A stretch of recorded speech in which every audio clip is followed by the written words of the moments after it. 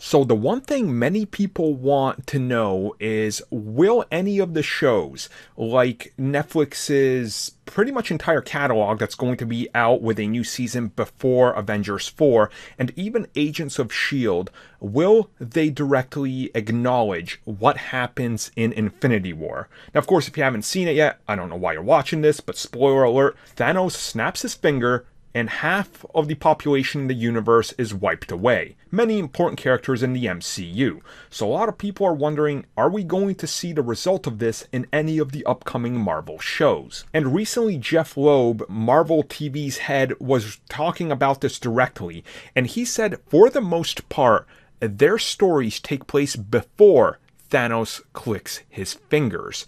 Essentially, he's confirming that everything you're seeing in Netflix, everything that's currently in development, all those seasons that are going to be coming out before Avengers 4 are all taking place in front of Infinity War. And you can kind of see that just by the dialogue that's happening in a lot of things like Jessica Jones, and due to the fact that they were already shooting many of these.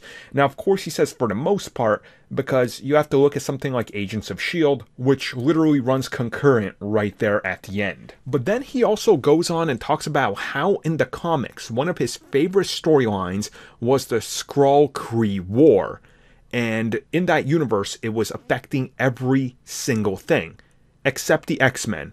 They were never once referencing it or anything like that, yet it was taking place at the same time.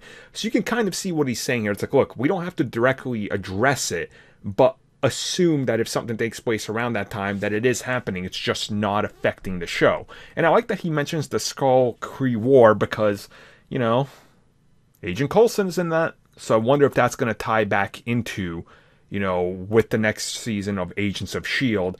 and his return to the MCU, even though it is set in the 90s. Which I assume they're going to address in some way, but not, like, go fully into it.